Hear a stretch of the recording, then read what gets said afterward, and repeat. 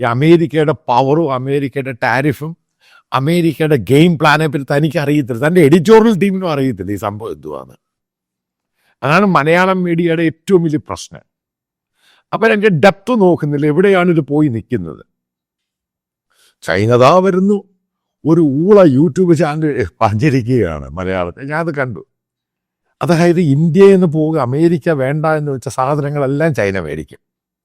അതേപോലെ ഇന്ത്യയിൽ IT job മുഴുവനും ഇപ്പോൾ അമേരിക്കയ്ക്ക് കൊടുക്കുന്ന മുഴുവനും ചൈന ഇന്ത്യയിൽ കൊടുക്കും.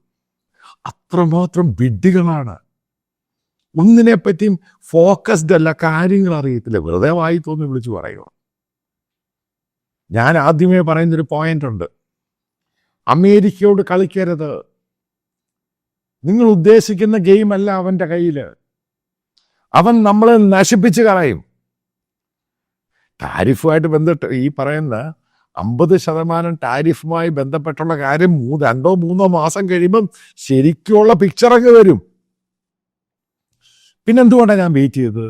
ഒഫീഷ്യലി അമേരിക്കൻ അഡ്മിനിസ്ട്രേഷനിലുള്ളവർ പറയട്ടെ. ഇന്ന് പീറ്റർ നെവരാരോ, അതായത് അമേരിക്കൻ പ്രസിഡന്റിൻ്റെ അഡ്വൈസർ, അദ്ദേഹം കൃത്യമായിട്ടൊക്കെ പറഞ്ഞു, ഇന്ത്യയുമായിട്ട് ബന്ധപ്പെട്ട അമേരിക്ക ഇന്ത്യക്കാർക്ക് കൊടുക്കുന്ന ജോലി ഞങ്ങൾ തിരിച്ചെടുക്കാൻ പോവുകയാണ്, അതായത് IT ജോബ്. ഇപ്പം നിങ്ങൾ ആലോചിക്കും എത്ര ബില്യനായിരിക്കും ഇന്ത്യയുടെ IT സെക്ടറിൽ അമേരിക്കയിലോട്ട് കയറ്റുമതി ചെയ്യുന്നത്.